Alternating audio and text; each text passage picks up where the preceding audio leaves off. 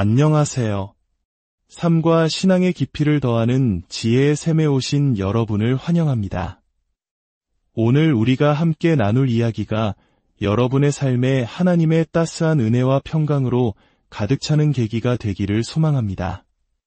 본격적인 이야기에 앞서 이 귀한 말씀이 더 많은 영혼에게 닿을 수 있도록 구독과 좋아요로 하나님의 선한 사역에 동참해 주시기를 부탁드립니다. 여러분의 작은 실천이 상처받은 누군가에게는 큰 위로와 새로운 희망이 될 수 있습니다. 주님의 이름으로 여러분의 삶에 축복이 가득하기를 기도합니다. 성경 골로새서 3장은 우리에게 이렇게 말합니다. 그러므로 너희는 하나님이 택하사 거룩하고 사랑받는 자처럼 긍휼과 자비와 겸손과 온유와 오래 참음을 옷 입고 누가 누구에게 불만이 있거든 서로 용납하여 피차 용서하되 주께서 너희를 용서하신 것 같이 너희도 그리하고 이 모든 것 위에 사랑을 더하라. 이는 온전하게 매는 띠니라. 하나님께서 택하신 거룩하고 사랑받는 자. 바로 오늘 이 말씀을 듣고 있는 당신과 저를 가리키는 말입니다. 우리는 종종 우리 자신을 그렇게 귀한 존재로 여기지 못할 때가 많습니다. 하지만 하나님의 시선은 다릅니다. 그분은 우리를 보배롭고 존귀하게 여기십니다. 하나님의 선택받은 자녀로서 우리는 어떤 옷을 입어야 할까요? 성경은 우리에게 긍휼과 자비, 겸손과 온유, 그리고 오래 참음이라는 옷을 입으라고 권면합니다. 그리고 13절은 이렇게 이어집니다. 서로 용납하고 서로 용서하라. 혹 누군가에게 불평할 일이 생기더라도 그리스도께서 우리를 용서하신 것처럼 우리 또한 그렇게 해야 한다고 말입니다. 그리고 이 모든 덕목 위에 가장 중요한 한 가지 옷을 덧입으라고 명령합니다. 바로 사랑입니다. 사랑은 이 모든 것을 하나로 묶어 완전하게 만드는 띠와 같습니다. 그리고 하나님의 평강이 우리의 마음을 다스리게 하라고 말합니다. 오늘 저는 이 말씀을 중심으로 사랑의 외투를 입고 모든 것을 이겨내십시오라는 주제로 이야기를 나누고자 합니다. 성경의 여러 번역본은 이 부분을 다양하게 표현합니다. 어떤 번역본은 사랑으로 내 자신을 입히라고 말하고 또 다른 번역본은 서로의 허물을 너그러이 봐주라고 해석합니다. 참으로 은혜로운 표현이지 않습니까? 너그러이 봐주라. 우리 모두는 연약한 인간이기에 실수하고 넘어질 수밖에 없습니다. 그러니 서로의 부족함을 너그럽게 헤아려 주라는 것입니다. 다른 사람의 단점을 계속해서 들추어내고 잔소리하는 사람이 되지 마십시오. 또 다른 번역본에서는 서로를 참아주라고 말합니다. 때로 우리의 가족 관계는 서로가 서로를 그저 참아주는 것만으로 유지될 때도 있습니다. 하지만 어떤 상황에 처하든 성경이 우리에게 가르치는 해법은 동일합니다. 그 모든 상처와 문제 위에 사랑이라는 두터운 외투를 덮어주라는 것입니다. 그리고 사랑으로 그 길을 헤쳐나가십시오. 사랑은 언제나 가장 강력한 힘을 발휘하기 때문입니다. 우리가 입을 수 있는 가장 중요한 옷은 바로 사랑의 외투입니다. 혹자는 이렇게 말할지도 모릅니다. 하지만 그 사람이 나에게 씻을 수 없는 상처를 줬어요. 그럼에도 불구하고 일어난 모든 일들 위에 사랑의 외투를 덮으십시오. 그러면 당신은 그 고통에서 빠져나올 길을 발견하게 될 것입니다. 인생에서 고난은 피할 수 없는 현실입니다. 하지만 그 고난 속에서 불행에 잠식될지 말지는 우리의 선택에 달려 있습니다. 할렐루야! 모든 관계에는 어려움이 찾아오고 모든 가정에는 문제가 생기기 마련입니다. 하지만 우리가 기억해야 할 것은 가족이 주는 기쁨과 결혼이 주는 축복은 그 어떤 어려움보다 훨씬 더 크고 위대하다는 사실입니다. 상처는 현실이지만 그 상처에 대한 반응으로 쓴뿌리를 내리는 것은 우리의 선택입니다. 사랑의 외투를 입고 과거의 아픔을 털어버리십시오. 그렇지 않으면 남은 인생을 비참함 속에서 보내게 될 것입니다. 인생의 불공평함과 마음의 상처가 당신의 남은 날들을 질질 끌고 다니도록 내버려 두어서는 안 됩니다. 저는 예수님처럼 살고 싶어요. 라고 말하는 분들이 있습니다. 그렇다면 우리는 예수님의 삶을 온전히 바라보아야 합니다. 예수님의 곁에는 배신자 유다가 있었습니다. 예수님께는 겟세마네 동산의 처절한 기도가 있었고 십자가의 고통이 있었습니다. 예수님께서 약속하신 100배의 결실이라는 놀라운 축복은 오직 박해와 함께 온다는 사실을 우리는 이해해야 합니다. 성경은 어떤 이들이 100배의 수확을 거둘 것이라고 말하면서 박해를 겸하여 받고라는 작은 구절을 덧붙입니다. 예수님은 이 땅에 심겨진 하나님 아버지의 씨앗이셨습니다. 그분은 죽으시고 땅에 묻히셨지만 사흘 만에 죽은 자 가운데서 다시 살아나셨습니다. 그리고 그분은 수많은 영혼을 구원하는 100배의 열매로 부활하셨습니다. 하지만 그 모든 과정에는 끔찍한 박해가 함께했습니다. 저는 100배의 축복을 받은 삶을 살면서 박해를 겪지 않은 사람을 단 한 번도 본 적이 없습니다. 당신이 더 위대한 일을 이룰수록, 더 큰 성공을 거둘수록 박해는 당연히 따라온다고 생각해야 합니다. 뜨거운 것이 싫으면 주방에서 나가야 한다는 말이 있습니다. 가치 있는 일을 하면서 박해를 피할 수는 없습니다. 그리고 박해가 찾아왔을 때 우리는 포기해서는 안 됩니다. 예수님께서는 십자가에 달리셨을 때 이렇게 기도하셨습니다. 아버지, 저들을 사하여 주옵소서. 그분은 사랑의 외투를 입으시고 모든 것을 이겨내셨습니다. 그분은 그들을 용서하기로 선택하셨습니다. 배신자 유다가 겟세마네 동산에서 예수님을 고문과 죽음으로 넘기기 위해 다가왔을 때 예수님은 이상한 말씀을 하셨습니다. 유다는 입맞춤으로 예수님을 팔아넘겼습니다. 그 입맞춤은 로마 병정들에게 내가 입맞추는 자가 바로 그니 그를 체포하라는 비밀 신호였습니다. 예수님은 모든 것을 알고 계셨습니다. 그 전날 밤 다락방에서 유다의 발을 씻기실 때에도 그가 자신을 배반할 것을 아셨습니다. 동산에서 기도하실 때 유다가 다가오는 것을 보셨을 때에도 모든 것을 알고 계셨습니다. 유다가 다가와 그분의 뺨에 입을 맞추었을 때 성경은 예수님께서 그에게 입을 맞추시며 이렇게 말씀하셨다고 기록합니다. 친구여, 예수님은 그를 친구라고 부르셨습니다. 때로 우리를 아프게 하는 일이 닥쳤을 때 우리는 그저 그 상처에 입맞추고 그것을 친구라고 불러야 할 때가 있습니다. 왜냐하면 그 사건이 궁극적으로 우리를 향한 하나님의 목적을 성취하는 길로 더 가까이 이끈다면 우리는 그것을 다른 시각으로 바라볼 수 있어야 하기 때문입니다.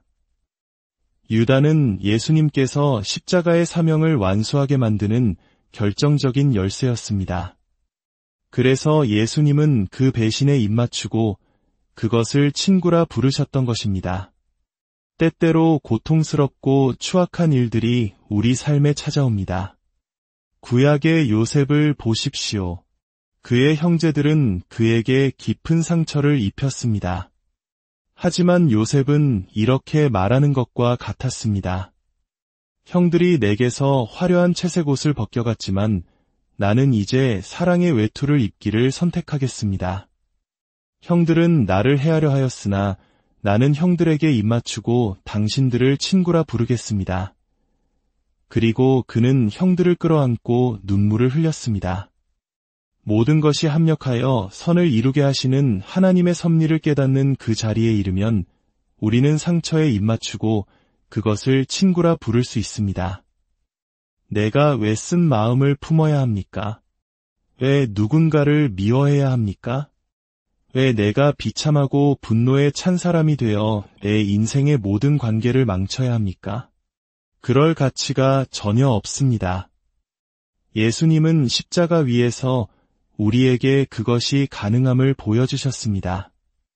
이스라엘 백성이 이집트에서 나오기 전날 밤 유월절 식사를 할 때 그들의 식탁에는 어린 양의 고기와 무교병이 있었습니다. 하지만 그 곁에는 특별한 반찬이 하나 더 있었습니다.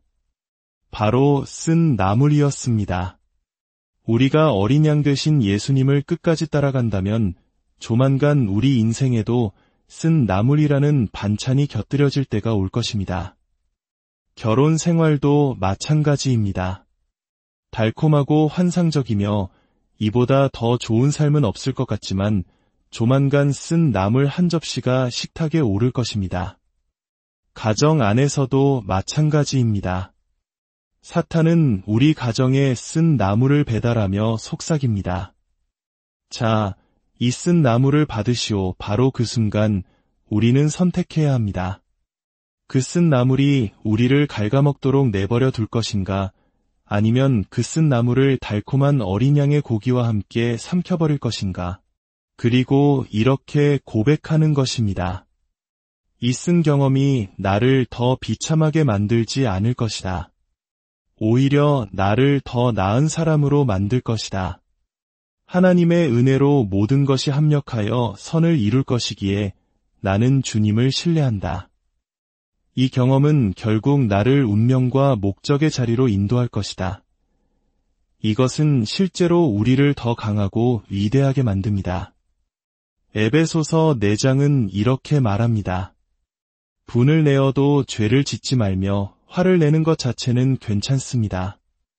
하지만 그 분노가 당신의 영혼에 뿌리내리게 하지 마십시오. 그 분노가 당신을 파괴적인 사람으로 만들고 누군가가 당신에게 한 행동을 극복하지 못해 다른 모든 관계까지 망치도록 내버려 두지 마십시오. 성경은 해가 지도록 분을 품지 말라고 경고하며 그 이유를 이렇게 설명합니다. 마귀에게 틈을 주지 말라. 여기서 틈이라는 단어는 헬라어로 발판을 의미합니다. 말 그대로 당신이 분노를 품고 그것을 신속하게 처리하지 않을 때 당신은 마귀가 당신의 삶에 발을 들여놓을 수 있는 문을 활짝 열어주는 것과 같습니다. 그러면 마귀는 그의 모든 부하들에게 명령할 것입니다. 들어가서 저 집을 산산조각 내버려라. 저들은 서로 용서하지 않으니 우리가 발판을 마련했다. 마귀의 얼굴에 문을 쾅 닫아버리고 싶지 않으십니까? 당신의 가정과 삶의 마귀가 어떤 영향력도 행사하지 못하게 하고 싶지 않으십니까? 우리가 분노하고 그 분노를 계속 품고 있으면 마귀가 발을 들여놓을 문을 열어주게 됩니다. 하지만 우리가 이렇게 결심하는 순간 나는 그 사람이 한 잘못된 행동에 동의하지는 않지만 그 일이 내 영혼을 잠식하도록 내버려 두지는 않겠다. 그리고 그 분노를 놓아버리는 순간 우리는 마귀가 발을 들여놓았던 문을 닫아버리는 것입니다. 구약 성경에 아히도벨이라는 사람이 있습니다. 그는 다윗 왕의 최고 참모 중 한 명으로 25년 동안이나 충성스럽게 왕을 섬겼습니다. 하지만 다윗의 아들 압살롬이 반역을 일으켜 다윗을 왕좌에서 쫓아냈을 때 가장 먼저 다윗을 배신하고 압살롬의 편에 섰던 사람이 바로 아히도벨이었습니다. 왜였을까요? 그는 바로 밧세바의 할아버지였습니다. 다윗이 밧세바와 죄를 짓고 그녀의 남편 우리아를 죽게 만든 그 모든 과정을 아히도벨은 최고 측근의 자리에서 지켜보았습니다. 그 분노와 원한이 그의 마음속에서 25년이라는 긴 세월 동안 들끓었던 것입니다. 그리고 마침내 기회가 오자 그의 복수심은 폭발했습니다. 그는 다윗을 향한 가장 수치스러운 복수를 압살롬에게 조언했습니다. 하지만 몇 장 뒤 이 아히도벨은 스스로 목숨을 끊고 맙니다. 그는 사랑의 외투를 입고 과거를 이겨내는 것을 거부했습니다. 물론 그것이 얼마나 무겁고 힘든 일이었는지 우리는 짐작할 수 있습니다. 하지만 우리가 증오와 쓴 마음, 용서하지 못하는 마음을 품기로 결정할 때 우리는 영적인 자살을 저지르는 것과 같습니다. 25년 동안 그의 내면을 불태웠던 그 분노는 결국 자기 자신을 파멸시켰습니다. 사도행전에서 독사가 사도 바울의 팔을 물었을 때 그 뱀은 그냥 문 것이 아니라 그의 팔에 매달려 독을 퍼뜨리고 있었습니다. 바울은 그 뱀을 팔에서 털어내어 불 속에 던져 넣어야만 했습니다. 누군가 당신에게 상처를 주었을 때 새벽 2시에 잠에서 깨어 그 일이 당신을 계속해서 갉아먹는 경험을 해보신 적이 있습니까? 어떻게 그런 말을 할 수 있지? 어떻게 그런 거짓말을 할 수 있지?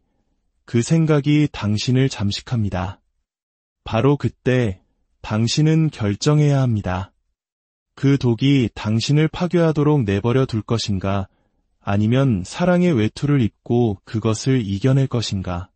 하나님, 당신께서 저에게 은혜와 용서를 베푸셨으니 저도 그들에게 은혜와 용서를 베풀겠습니다. 저는 더 이상 이 상황의 쓴뿌리 속에서 살지 않겠습니다. 라고 결단해야 합니다. 오늘 말씀을 마무리하며 기도하고 싶습니다. 사랑과 은혜의 하나님 아버지, 오늘 이 말씀을 듣는 모든 이들의 마음에 찾아가 주시옵소서. 우리의 연약함을 주님 앞에 내려놓습니다.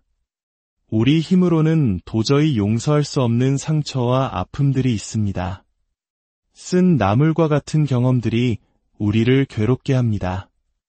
주님, 우리에게 사랑의 외투를 입혀 주시옵소서. 그리스도께서 우리를 용서하신 그 놀라운 사랑을 깨닫게 하시고 그 사랑의 힘으로 우리도 서로를 용서하게 하옵소서. 분노와 미움이 마귀의 발판이 되지 않도록 우리의 마음을 지켜주시고 오직 하나님의 평강이 우리의 삶을 다스리게 하여 주시옵소서. 이 말씀을 듣는 모든 성도님들의 가정과 관계 속에 하나님의 치유와 회복의 역사가 일어나기를 간절히 소망하며 우리를 구원하신 예수 그리스도의 이름으로 기도드립니다.